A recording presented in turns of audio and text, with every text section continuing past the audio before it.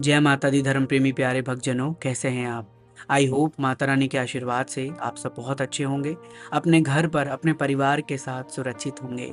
आप सभी का हार्दिक स्वागत व अभिनंदन है एक और नए सीरीज में।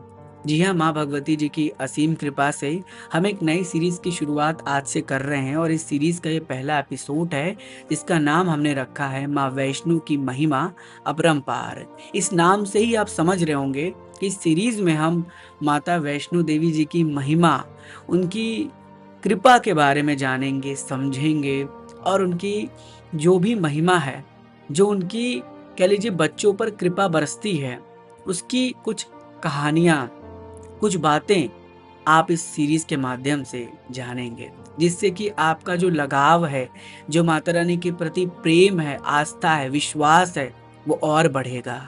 तो ये सीरीज अब हर शनिवार को रात को 8 बजे यूट्यूब चैनल पर प्रसारित होगी। यूट्यूब चैनल से आप इसे सुनेंगे। ये एक तरीके से ऑडियो सीरीज होगी जिसमें जो भी आपकी कहानी होगी, आपकी ऐसी कोई चमत्कार कहानी है जो माता रानी ने आपके साथ कुछ चमत्कार किया है, उनकी महिमा अपरंपार की कोई ऐसी बातें हैं, वो आप हमसे साझा कर सकते हैं हमारे इंस्टाग्राम और हमारे ईमेल के माध्यम से।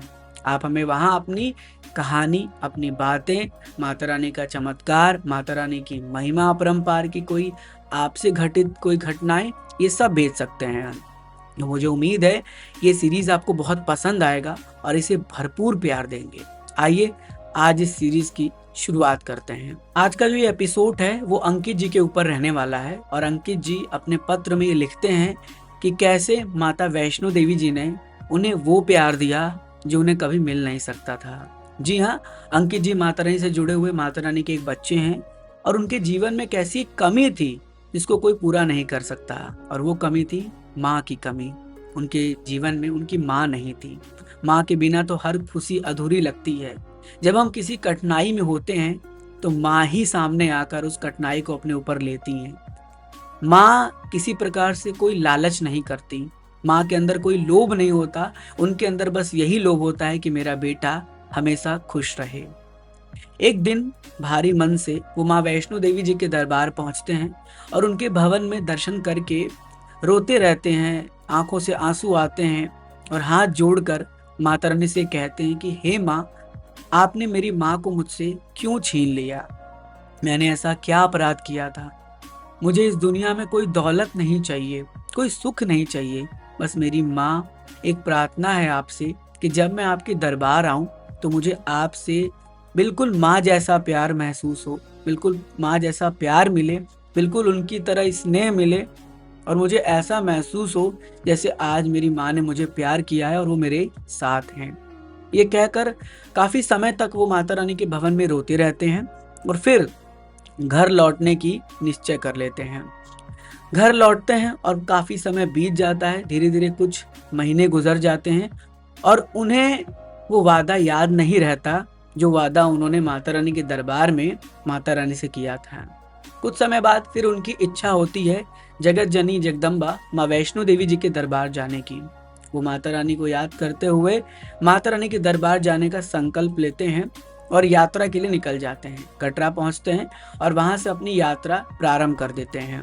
अर्धकुंवारी पहुंच जाते हैं और अर्धकुंवारी पहुंचने के बाद कुछ समय रुकने के लिए वो वहां पर विश्राम करते हैं।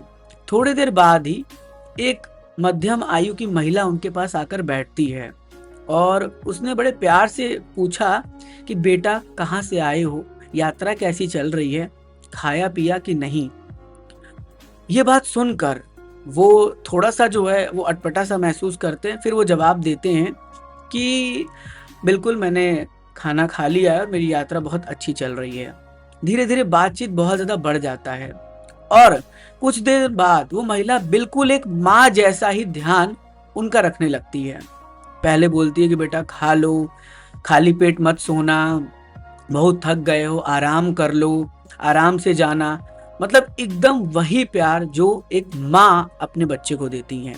अगर वो पानी पीना भूल जाते हैं तो वो याद दिलाती हैं। अगर वो देर तक बैठे रहते तो बोलती थोड़ा सो जाओ, थोड़ा आराम कर लो। उनके व्यवहार में बिल्कुल वैसा ही स्नेह जैसे एक माँ अपनी बेटे के लिए करती हैं। यात्रा के दौरान लगभग वो 2 दिन अर्धकुंवारी पर रुकते हैं और 2 दिन उनके पास वो महिला रहती हैं। बहुत ज़्यादा लगाव हो जाता है एक-दूसरे से और अचानक से ऐसा होता है कि जब वो उठते हैं अगले दिन तो फिर उन्हें वो महिला कहीं दिखती नहीं है, इधर-उधर खोजते हैं, सब कुछ करते हैं लेकिन उस महिला का कोई पता नहीं चलता है।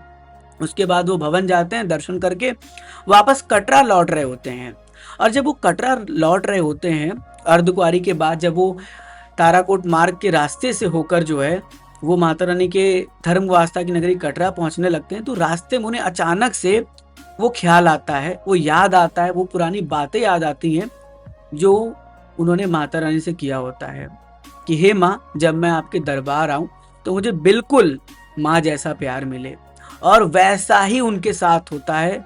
अर्धकुंवारी पर उन्हें माँ जैसा प्यार ही मिलता है और जब उन्हें वो क्षण याद आता है तो उनका आँख नम हो जाता है और वो पूरी यात्रा में रोते-रोते नीचे कटरा आते हैं और वो कहते हैं कि माता रानी ने तो हमें वो दिया जो हमने कभी नहीं सोचा था कि हमें वो मिल सकता है। इसीलिए कहते हैं ना कि जब माता रानी सच्चे हृदय से आप उन्हें याद कर रहे हैं, तो वो आपकी पुकार ज़रूर सुन लेती हैं और आपको वो देती हैं जो आपको चाहिए होता है।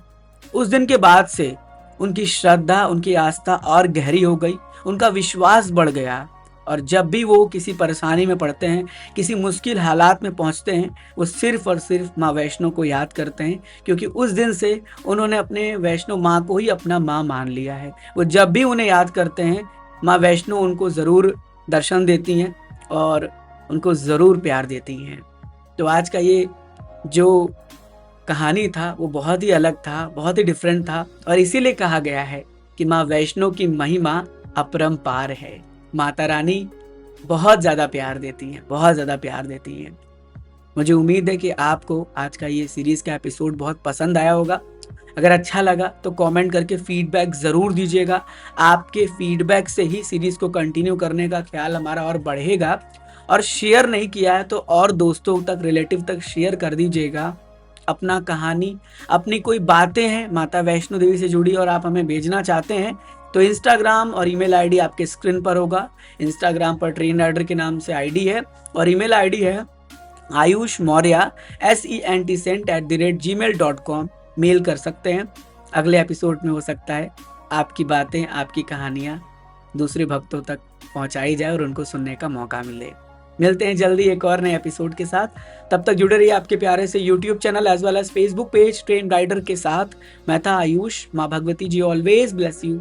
जय हिंद, जय माता दी।